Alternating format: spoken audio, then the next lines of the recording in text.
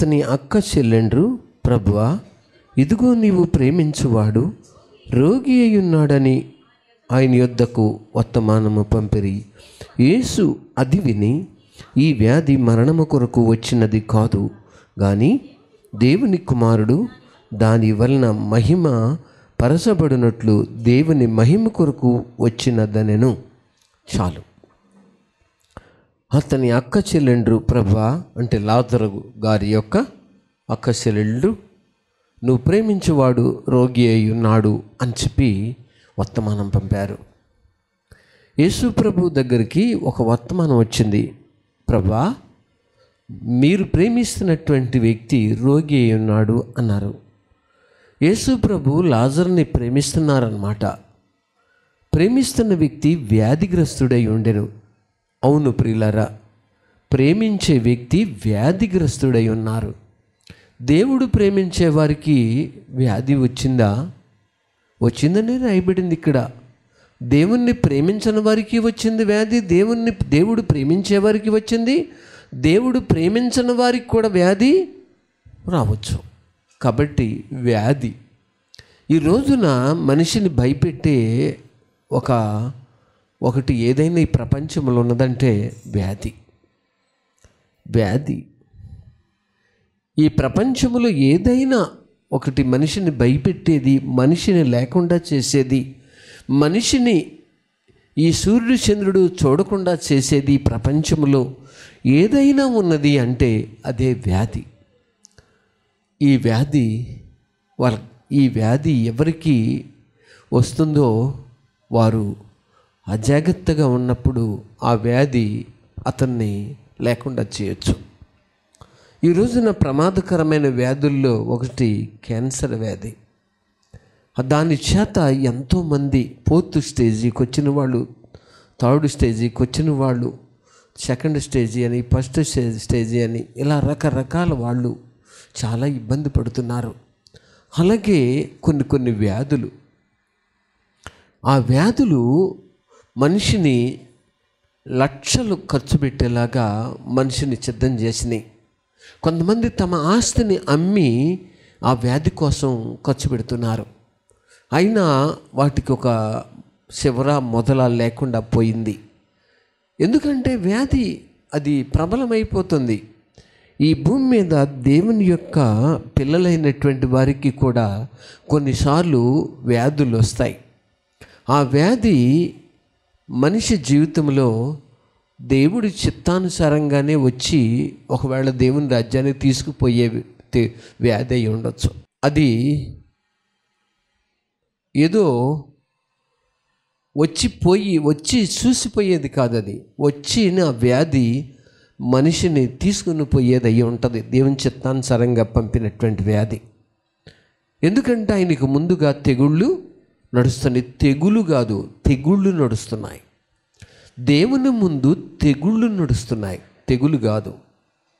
కాబట్టి ఏదో ఒక తెగులు చేత మనిషిని దేవుడు తీసుకుపోవచ్చు. ఏదో ఒక తెగులు పంపి, ఇదిగో పలానా వ్యక్తి యొక్క ఆయుష్కాలము సమీపించింది, నువ్వు పోయి ఆ వ్యక్తిని సిద్ధం చెయ్యి అని ఒక తెగులుకు ఆజ్ఞాపిస్తే ఆ తెగులు ఆటోమేటిక్గా ఆ వ్యక్తిని సిద్ధం చేస్తుంది. ఎందుకంటే మనం ప్రస్తుతము కొన్ని సంవత్సరాల పాటు ఈ లోకంతో స్నేహం చేస్తాం కాబట్టి, బంధువులతో, స్నేహితులతో, రక్త సంబంధులతో, పిల్లలతో, తాతలతో, లేక అన్నదమ్ములతో, అక్కచెల్లెళ్ళతో ఇలా స్నేహం చేస్తాం కాబట్టి మనం సులువుగా ఈ లోకాన్ని విడిచి వెళ్ళడానికి మన మనస్సు అంగీకరించదు. ఒకవేళ అంగీకరించిన పరిస్థితి వచ్చింది అంటే అది ఆ వ్యాధి యొక్క తీవ్రతను బట్టి బ్రతకడం కంటే వెళ్ళిపోవడమే మంచిది అని చెప్పి అనిపించే మనసు రావచ్చు. ఈ రోజున కొన్ని నెలల పాటు మంచంలో ఉన్నటువంటి వారి పరిస్థితి చూస్తే వెనక వీపంతా కూడా పుళ్ళు పడిపోయి, పురుగులు పడిపోయి, వాసన వచ్చి అసలు మనిషి జీవితంలో దగ్గరికి వెళ్ళి పరిచర్య చేయలేక మాస్కులు వేసుకుని, డబల్ మాస్కులు వేసుకుని నాన్న ఇబ్బంది పడుతున్నట్టు నేను వింటున్నాను. కానీ అంతవరకు మనిషి బ్రతకడం అనేది మంచిది కాదేమో అనిపిస్తుంది.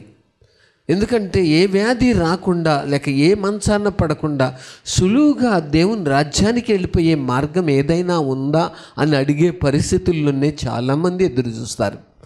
ఎందుకంటే చాలామందికి తెలుసు, నాకు ఈ లోకం శాశ్వతం కాదు, ఏదో పిల్లల కన్నా ఈ పిల్లలు నాకు శాశ్వతం కాదు, ఈ ఆస్తులు ఇవి, ఈ డబ్బు శాశ్వతం కాదు, ఇదంతా ఒకడు గాలికై ప్రయాసపడినట్టే, ఇదేమీ కాదు, శాశ్వతం కాదు అన్నీ అందరికీ తెలుసు.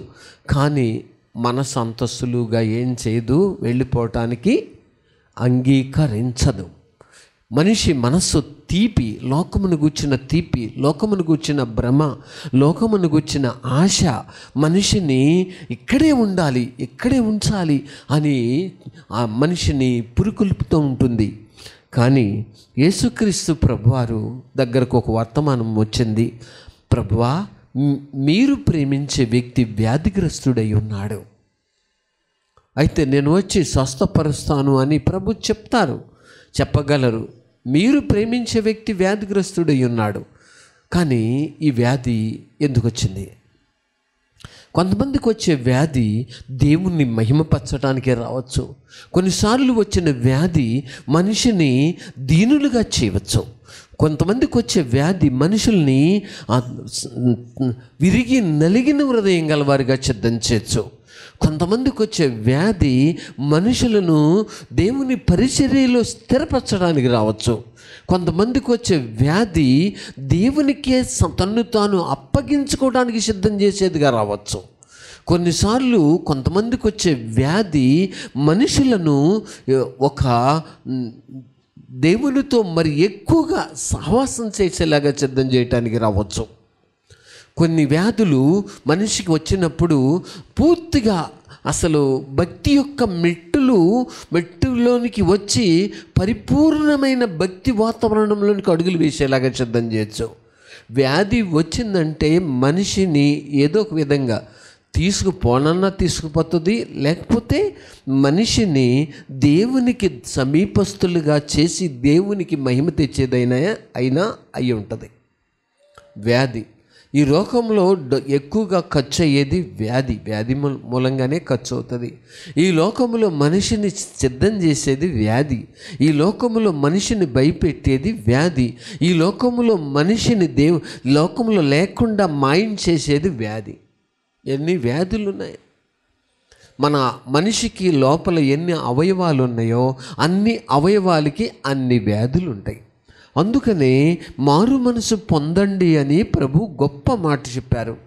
మారు మనసు పొందినప్పుడు మనిషి ఇతను నీ సహోదరుడైన నీ తమ్ముడు చనిపోయి మరలా బ్రతికెను అని ప్రభు చెప్పారు. అంటే అతను ఏమయ్యాడు? మారు మనసు పొందాడు. అంటే చనిపోయి తిరిగి మరలా బ్రతికాడు అన్నారు. ఆయన ఎన్నడూ చనిపోలేదు, ఆయన ఎన్నడూ కూడా చనిపోలేదు. ఆయన ఉండిన ప్రాంతంలో కరువు వచ్చింది. ఆయన ధనమంతా వేసలతో ఖర్చు పెట్టాను, పందులు తిని పొట్టుతో తినడానికి ఆశపడాను. ఆయన ఎప్పుడు చనిపోలా, కానీ ఆత్మీయంగా ఆయన ఏమైనా చనిపోయాను. ఆత్మీయంగా చనిపోయిన వ్యక్తి బుద్ధి వచ్చినప్పుడు మారు మనసు పొందేశారు. ప్రతి ఒక్కరికి కూడా వ్యాధి వచ్చినప్పుడు బుద్ధి వస్తుంది. బుద్ధి అంటే మనిషిని సరిగ్గా క్రమపరిచేది అని. బుద్ధి అనేది వెళ్ళవలసిన త్రోవలో కుడికి కానీ ఎడమకు కానీ తొలగకుండా సరిగ్గా నడిపించేది బుద్ధి. బుద్ధి లేని వాళ్ళు ఇటు అటు నడుస్తారు. బుద్ధి క్రమశిక్షణలో నడిపించేదే బుద్ధి. వెళ్ళవలసిన వారి యొద్దకు నడిపించేదే బుద్ధి. గుర్రమునకు ఇలా 2 కళ్ళకు కూడా చక్కగా వారు కళ్ళెము కడతారు. కళ్ళెము అటు ఇటు చూడదు. ఇటు ఇంత రెప్పలుగా, ఇటు ఇంత రెప్పలుగా అలా కట్టి ఉంచుతారు. ఎందుకంటే అది అటు ఇటు చూడటానికి లేదు. తల ఎటు తిప్పితే అట్టే చూడాలి. ఈ కళ్ళెం ఎట్లాగితే అట్టే తిరగాలి. అది లోకమంతా చూసిందంటే ఇక అది ఎట్టేళ్ళద్దో దానికే తెలియదు. అందుకే దానికి సబ్బుకని లేకపోతే కళ్ళెమని ఇలా పెడతారు. కాబట్టి అలాగే మనిషికి బుద్ధి అనేది వచ్చినప్పుడు సరి అయిన మార్గంలో నడిపిస్తుంది. ఆ బుద్ధి కూడా ఆ దేశంలో కరువు వచ్చినప్పుడు ఆయనకి బుద్ధి వచ్చింది. తనకు అవసరత బలంగా పనిచేసినప్పుడు బుద్ధి వచ్చింది. తన అవసరత తీరనప్పుడు బుద్ధి వచ్చింది, తన అవసరం తగినట్టుగా దొరకనందున బుద్ధి వచ్చింది, తన జీవితంలో ఇక చాకలికి చచ్చిపోతున్నాననే పరిస్థితి వచ్చినప్పుడు బుద్ధి వచ్చింది. బుద్ధి అంత సులువుగా రాలా, బుద్ధి వచ్చింది. బుద్ధి వచ్చినప్పుడు ఏం చేసినాడు? తండ్రి దగ్గరికి పరిగెత్తాడు. తండ్రి, మీ కుమారుడిని అనిపించుకోవడానికి ఇక నేను యోగ్యుడిని కాదు. బుద్ధి వచ్చినప్పుడు తను తగ్గించుకుంటారు. ఇక ఆ అర్హత కోల్పోయాను అంటున్నారు. బుద్ధి లేకుండా జీవించాను, బుద్ధి లేకుండా ప్రవర్తించాను, మీ కుమారుడినని అనుటకు కూడా యోగ్యుడని కానంత విధంగా మిమ్మల్ని విసిగిచ్చా. మీ కుమారుడను కానంత విధంగా, మీ కుమార్తెను కానంత విధంగా నేను మిమ్మల్ని విసిగించి, ఏడిపించి, బాధపెట్టా. కాబట్టి మీ కుమారుడిని అంటానికి యోగ్యుడిని కాదు, మీ పనివారిలో ఒకనిగా నన్ను చేర్చుకోండి తండ్రి అనేలాగా పూర్తిగా తాను కొట్టేసుకుని, బుద్ధి వచ్చినప్పుడు జరిగే పరిస్థితి అది. బుద్ధి వచ్చినప్పుడు తాను పూర్తిగా కొట్టేసుకుని, ఇక మీ దాసులలో ఒకనిగా నన్ను చేర్చుకోండి అనేలాగా తాను తగ్గించుకున్నారు. చూసారా, ఇది జరుగుతున్నది. ఇలాంటి పరిస్థితుల్లో ఒక వ్యక్తి మారు మనసు పొందినప్పుడు, మారు మనసు పొందిన తర్వాత వచ్చేది బుద్ధి. ఈ బుద్ధి ఎప్పుడైతే వచ్చిందో పశ్చాత్తాపడేలాగా చేస్తుంది. ఇక తండ్రికి దగ్గరకు పరిగెత్తడానికి సిద్ధం చేస్తుంది. మారు మనసు రావాలి మనిషికి, మారు మనసు పొందాలి అంటే చనిపోయి తిరిగి బ్రతికిన అనుభవం. ప్రేమ మారు మనసు పొందనప్పుడు ప్రేమ చచ్చిపోద్ది, మనిషిలో ఆప్యాయత చచ్చిపోద్ది, మంచితనం చచ్చిపోద్ది. అలాగే మంచితనం చేయదు, త్యాగం చేయదు, విశ్వాసం చేయదు, ప్రేమ చేయదు, లేక ఐక్యత చేయదు, సమాధానం చేయనివ్వదు. ఎందుకంటే చచ్చిపోయింది కాబట్టి, లోపల ఇవన్నీ చచ్చిపోయాయి. అయితే మారు మనసు పొందినప్పుడు మళ్ళీ ఇవన్నీ బ్రతుకుతాయి. ఎందుకంటే ఒక అతను హాస్పిటల్లో అడ్మిట్ అయినప్పుడు ఆయన కొన్ని రోజుల తర్వాత ఇంకా బ్రతకడం కష్టమండి అని డాక్టర్లు చెప్పారు. చెప్పిన తర్వాత ఇంటికి తీసుకెళ్ళండి అన్నారు. కానీ ఈ లోపల సడన్గా ఒక మంచి డాక్టర్ వచ్చి ఆయనకు కావలసిన విధంగా మంచి ట్రీట్మెంట్ చేసినప్పుడు బ్రతుకుతున్నాడు అన్నట్టు తెలిసిన తర్వాత ఆయన గుండె చచ్చిపోవటానికి రెడీ అయిపోయింది, ఊపిరితిత్తులు పనిచేయటం ఆగిపోవడం రెడీ అయిపోయాయి, అలాగే మెదడు పనిచేయటం ఆగిపోవడం రెడీ అయిపోయింది. ఆయనకున్న లోపల ఉన్న ఆర్గాన్స్ అన్నీ కూడా పనిచేయడంలో ఆగిపోవడానికి అన్నీ రెడీ అయిపోయినాయి. కానీ డాక్టర్ వచ్చి మళ్ళీ వేరే విధంగా ట్రీట్మెంట్ స్టార్ట్ చేసినప్పుడు అవన్నీ ఏం చేయటం ప్రారంభించాయి, మళ్ళీ పనిచేయడం ప్రారంభించాయి. అలాగే మారు మనస్సు లేని వ్యక్తిలో ప్రేమ చచ్చిపోద్ది, ఐక్యత చచ్చిపోద్ది, సంతోషం చచ్చిపోద్ది, మరి సమాధానం చచ్చిపోద్ది, కలిసిమెలిసి జీవించాలనే మంచి మనసు చచ్చిపోద్ది. అయ్యో అతను మనిషే, నేను మనిషే, ఆవిడే మనిషే, నేను మనిషే, ఆయన మనిషే, నేను మనిషే అనే భావం వచ్చుద్ది మారు మనసు పొందినప్పుడు, బ్రతికినప్పుడు. అదే బ్రతకనప్పుడు ఆయన మనిషి, నేను మనిషి అని ఉండదు. ఒక లైక్ ఏ యానిమల్, ఒక జంతువుల వల్లే ప్రవర్తించాల్సి వస్తుంది. కొంతమంది దాంపత్య జీవితం కూడా జ్ఞానము చొప్పున కాక జంతువుల వల్లే వాళ్ళ దాంపత్య జీవితం చేయడం, అది బుద్ధి లేని పని చేసి, బుద్ధి లేకపోవడం వల్ల జరిగే పని. ఒక దాంపత్య జీవితం కూడా జ్ఞానం లేకుండా చేసే దానిని బుద్ధి లేని దాంపత్య జీవితం అంటారు, అజ్ఞానముగా. అందుకనే జ్ఞానము చొప్పున కాపురము చెయ్యము అన్నారు. జ్ఞానము అనేది బుద్ధి కలిగిన విధంగా చేసేది, జ్ఞానం చొప్పున కాపురం చేసేది. బుద్ధి లేకుండా చేసేది లైక్ ఏ యానిమల్, అది బుద్ధి లేకుండా చేసే దాంపత్య జీవితము, కుటుంబ విధానము. అందుకని ఇక్కడ ఆయన దగ్గరకు ఒక వర్తమానం వచ్చింది. మీరు ప్రేమిస్తున్న లాజరు ఏమవుతున్నాడు, సావా సిద్ధమయ్యాడు, వ్యాధిగ్రస్తుడు అయి ఉన్నాడు, రోగి అయి ఉన్నాడు అని చెప్పారు. చూసారా, ఈ వర్తమానం వినిన యేసు ప్రభు అయ్యో రోగి అయి ఉన్నాడా అంటలేదు. ఈ వ్యాధి మరణము కొరకు వచ్చినది కాదు అన్నారు. ఈ వ్యాధి అతన్ని చంపేయటానికి వచ్చింది కాదు. ఈ రోజున కొంతమందికి వచ్చే వ్యాధులు, కొంతమందికి వచ్చే బలహీనతలు మనిషిని చంపేయటానికి రావు. అవి మనుషుల్ని దీనులుగా చేయటానికి రావచ్చు, మరి ఎక్కువగా విధేయులుగా చేయడానికి రావచ్చు, మరి ఎక్కువగా తను తాను తగ్గించుకొని దేవుణ్ణి మహిమపరచడానికి సిద్ధపరిచేవిగా రావచ్చు. కొంతమందిని మాట వినని మనుషులకి వ్యాధి వచ్చినప్పుడు మాట వినేలాగా చేయవచ్చు. పారిపోతున్న వాళ్ళని సరిగ్గా కళ్ళి వేసి వెనక్కి తీసుకొచ్చి దేవుని చిత్తము చేయడానికి అనువుగా సిద్ధం చేసేలాగా ఆ వ్యాధి ఆ వ్యక్తిని సిద్ధం చేయవచ్చు. కాబట్టి నేను సేవ చేయను, నేను పరిచర్య చేయను అనే మనిషి తిరుగుబాటు చేసినప్పుడు ఒక వ్యాధి పంపబడి ఆ వ్యాధి ఆ వ్యక్తిని దీనుడిగా అయ్యే వరకు విరగ్గొట్టి నలగొట్టి మరలా దేవుని కాడి కిందకు దేవుడు సిద్ధము చేయగలరు, సిద్ధము చేస్తారు. కాబట్టి ఇక్కడ మీరు ప్రేమించేటువంటి లాజరు వ్యాధిగ్రస్తుడై ఉన్నాడు, లేక ఆయనకి వ్యాధి వచ్చింది అని చెప్తున్నారు.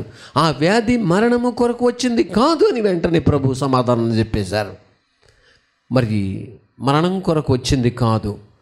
మరి లాజరు చనిపోయినాడుగా 3 రోజుల తర్వాత ఏమైంది అక్కడ? ప్రభు ఏమంటున్నారు?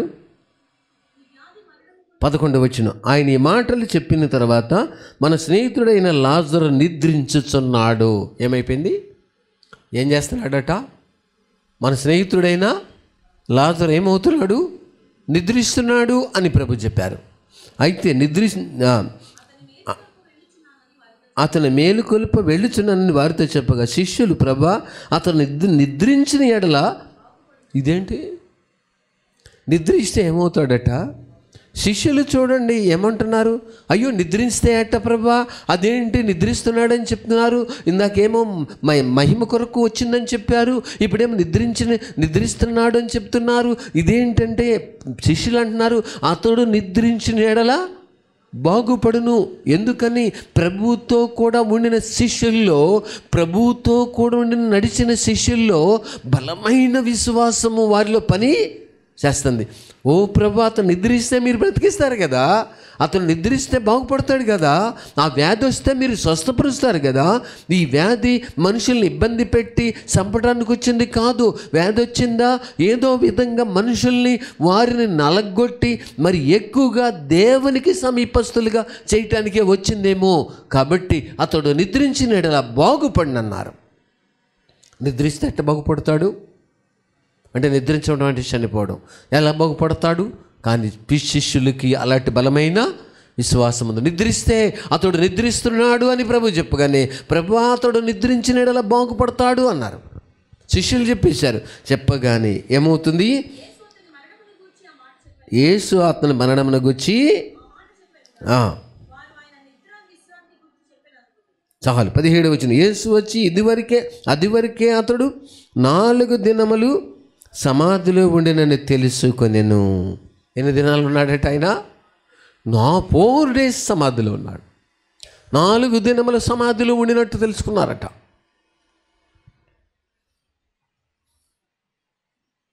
నిద్రించారు లాజరు. 4 రోజులు సమాధిలోనే ఉండిపోయినారు. శిష్యులకు కూడా ఆ విషయం తెలిసిపోయి ఉంటుంది. కానీ నిద్రించినడలా బాగుపడిన అంటున్నారు, స్వస్థపడిన అంటున్నారు. అతడు నిద్రించినడలా ఏమవుతాడు? బాగుపడతాడు అంటున్నారు. కాబట్టి వ్యాధి మరణం కొరకు వచ్చింది కాదు. కాబట్టి మన జీవితాల్లో కొన్నిసార్లు కొన్ని వ్యాధులు వస్తాయి. ఆ వ్యాధులు మనల్ని ఏదో చంపటానికి వచ్చేవి కాదు. కానీ అది ఎలాంటి వ్యాధి అయినా విశ్వాసంతో మనం దేవుని దగ్గర మొరపెట్టినప్పుడు నిజంగా వ్యాధుల నుంచి ప్రభు మనల్ని విడిపిస్తారు. వ్యాధి నుంచి విడిపిస్తారు. అది ఎట్టి వ్యాధి నుంచి అయినా ప్రభు విడిపించగలరు. నెమ్మదిగా అంచెలంచెలుగా మనిషిని విడిపించి స్వస్థపరిచి మరలా ఆరోగ్యవంతమైన వ్యక్తిగా, దేవునికి మహిమ తెచ్చుకునే వ్యక్తిగా, అనగా దేవుణ్ణి గణపరిచే వ్యక్తిగా దేవుడు చేసుకుంటారు. మనకు తెలియదు కానీ మన అల్ప విశ్వాసమును లేక మన అవిశ్వాసమును ప్రభు బాగు చేసి విశ్వాసముతో మన హృదయాన్ని నింపి స్వస్థపరచగలరు. అయితే శరీర సంబంధమైన వ్యాధి మనిషిని ఇలా సిద్ధం చేస్తుంది. ఆత్మ సంబంధమైన వ్యాధి కూడా మనిషిని ఏం చేస్తుందండి? ఆత్మీయంగా చంపేస్తుంది. అందుకనే జీవించుచున్నావన్న పేరు మాత్రం ఉన్నది కానీ నీవు మృతుడివే అని చెప్పి వాక్యం చెబుతుంది. జీవించుచున్నావన్న పేరు ఉన్నది కానీ మృతులే. చాలామంది మేము చర్చికి వెళ్తామని చెప్తారు, మేము ప్రభువుని నమ్మామని చెప్తారు, మేము దేవుణ్ణి నమ్ముకున్నామని చెప్తారు, కానీ వాళ్ళు జీవిస్తున్నారు కానీ ఆత్మీయంగా ఇంకా ఏమవ్వలేదు. మారు మనసు పొందనందున ఆత్మీయంగా ఇంకా వాళ్ళు బ్రతకలేదు, ఆత్మీయంగా బ్రతకలేదు. మారు మనసు పొందాల. మారు మనసు అనే చిన్న సూత్రం ఇదేదో పెద్ద కష్టం అనుకునేది కాదు. మారు మనసు పొందడం వలన చూడండి, ప్రాణం పోచున్న వానికి ఆక్సిజన్ ఇస్తే ఎలా మరలా అతను ఒక తెప్పరిల్లగలుగుతున్నారో, మారు మనసు లేకుండా ఆత్మీయంగా చనిపోయిన వారికి మారు మనసు పొందటానికి దేవుని ఆత్మే మనకు ఒక ఆక్సిజన్, ఆత్మీయ ఆక్సిజన్ వలె పని చేస్తుంది. ఆత్మీయ ఆక్సిజన్ వలె పనిచేసి మనల్ని బ్రతికించడానికి దేవుని ఆత్మ నుండి, పరిశుద్ధాత్మ నుండి మనకొక జీవపు ఆత్మీయత అనగా జీవపు ఆక్సిజన్ వలె, జీవమును మనలో పంపించి మనల్ని బ్రతికించడానికి సదవిధాల ప్రయత్నం చేసేవారే పరిశుద్ధాత్ముడు.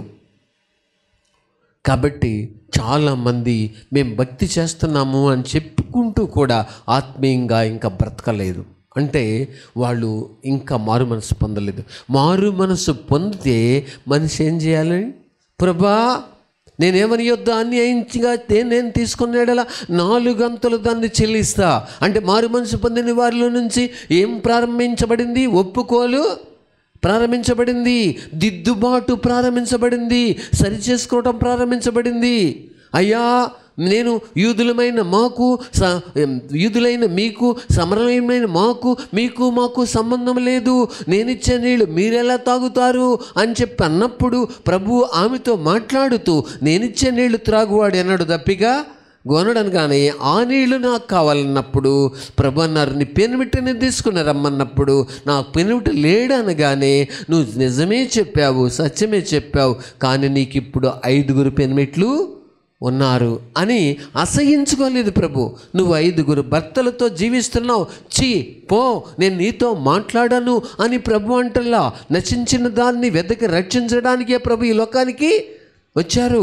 ఆమె ఆత్మీయంగా చనిపోయి ఉన్నారు, కానీ ప్రభు వచ్చి ఆమెను బ్రతికించినప్పుడు ఆమె అంటున్నారు, నేను చేసినవన్నీ అనగా నేను ఆత్మీయంగా చచ్చిపోవడానికి కావలసినవి ఎన్ని చేశానో అన్నీ చేసి చచ్చిపోయి ఉండగా నేను చేసినవన్నీ నాతో చెప్పి నన్ను బ్రతికించిన వానిని చూదురు కానీ రండి, నన్ను బ్రతికించిన వారిని అనగా నన్ను ఆత్మీయంగా చచ్చిపోయిన నన్ను ఆత్మీయంగా బ్రతికించిన నేను చేసిన వారిని నాతో చెప్పి నన్ను బ్రతికించిన వారిని చూద్దురుగా రండి.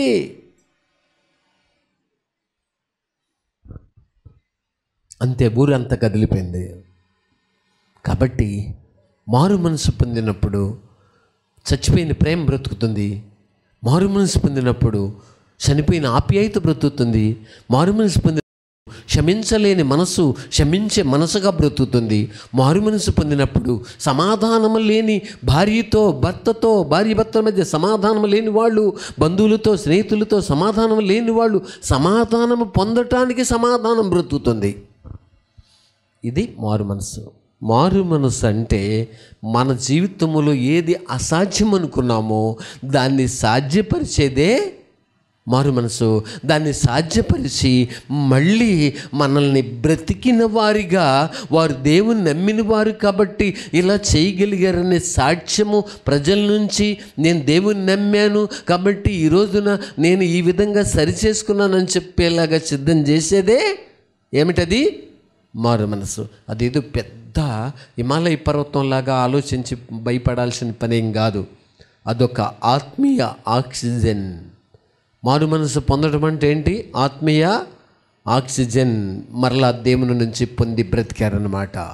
కాబట్టి నీ తమ్ముడు చనిపోయి మరలా బ్రతికాడు అంటే మళ్ళీ పరిశుద్ధాత్మ యొక్క నడిపింపులోనికి అతను వచ్చేసాడు. మరలా పరిశుద్ధాత్ముడనే వెంటిలేటర్ మీదకి అతను వచ్చేసాడు. ఇప్పుడు ఆత్మీయంగా ఏమయ్యాడు? ఆయన బ్రతికాడు. కాబట్టి అందుకనే అతను ఒకప్పుడు పోగొట్టుకున్నవి తిరిగి మళ్ళీ ఆ వాయిద్యాలు, ఆ ఆనందము, ఆ సంతోషము, ఆ విందు అతనికి మరలా సమృద్ధిగా ఏమైంది, అనుగ్రహించబడింది. బ్రతికిన వాళ్ళకి దేవుడు మరలా సంతోషం ఇస్తారు. బ్రతికి ఆత్మీయంగా బ్రతికి చచ్చిపోయిన వారికంటే ఆత్మీయంగా దేవుని వాక్యం తెలియకుండా చచ్చిపోయిన వారు బ్రతికి దేవుణ్ణి గణపరచుట ఎంతో మంచిది. నేను దేవుణ్ణి నమ్మానని ఆత్మీయంగా చచ్చిపోయి దేవుణ్ణి విసిగించేదానికంటే ఆత్మీయంగా దేవుని వాక్యం తెలియకుండా ఆత్మీయంగా చచ్చిపోయిన వారు వాక్యమిని బ్రతికి దేవుణ్ణి మహిమపరచువారు ఎంతో ధన్యులు. కాబట్టి నీతిమంతుడు 7 సార్లు చచ్చిపోయాడని లేదు. నీతిమంతుడు 7 సార్లు పడటం అంటే చచ్చిపోవడం కాదు. పడినను ఎన్నో విషయాలు ఉంటాయి. ఒక వ్యక్తి బిల్డింగ్ ఎక్కాలంటే కొన్ని మెట్లు ఉంటాయి. ఈ అన్ని మెట్ల మీద నుంచి పడ్డాను అని ఉండదు. ఏదో ఒక మెట్టు ఏమైంది, స్లిప్ అయిపోయింది, అందుకనే పడ్డాడు. అలాగే నీతిమంతుడైన వాడు ఏదో విషయాల్లో, మాటలోనో, చూపులోనో, తలంపులోనో, ప్రవర్తనలోనో, ఆలోచనలోనో, క్రియల్లోనో, ఇచ్చే విషయంలో, పుచ్చుకునే విషయంలో, సంభాషణ విషయంలో ఎక్కడో ఒక మెట్లో పడిపోతాడు. 7 సార్లు పడినా ఏమవుతాడు? ఎందుకంటే తనకి ఎనర్జీ ఉంది, పరిశుద్ధాత్ముడు అనే ఆక్సిజన్ పనిచేస్తుంది. ప్రేమ కలిగిన యేసుప్రభా, మహోన్నతుడా, మీ సన్నిధి, మీ ప్రసన్నత మాతో ఉంచండి. ఈరోజు మాకిచ్చిన ఈ వాక్యమును బట్టి స్తుతించుకుంటున్నాం. నిజమే ప్రభా, ఆత్మీయంగా మనుషులమైన మేము మారు మనసు పొంది బ్రతకాలని మీ యొక్క ఉద్దేశము. నువ్వు ప్రేమించు లాజరు వ్యాధిగ్రస్తుడై ఉన్నాడు, అతడు వ్యాధి మరణము కొరకు వచ్చినది కాదు అని మీరు చెప్పినారు తండ్రి. నిజమే, మాకొచ్చే కొన్ని బలహీనతలు మరణము కొరకు వచ్చేవి కాదు. మీరే తోడి నడిపించమని, ఇచ్చిన కొద్ది మాటలు మందరిదెల్ల ఫలించమని యేసు ప్రభు నామమున అడిగి వేడుకొనుచున్నాము తండ్రి. ఆమేన్.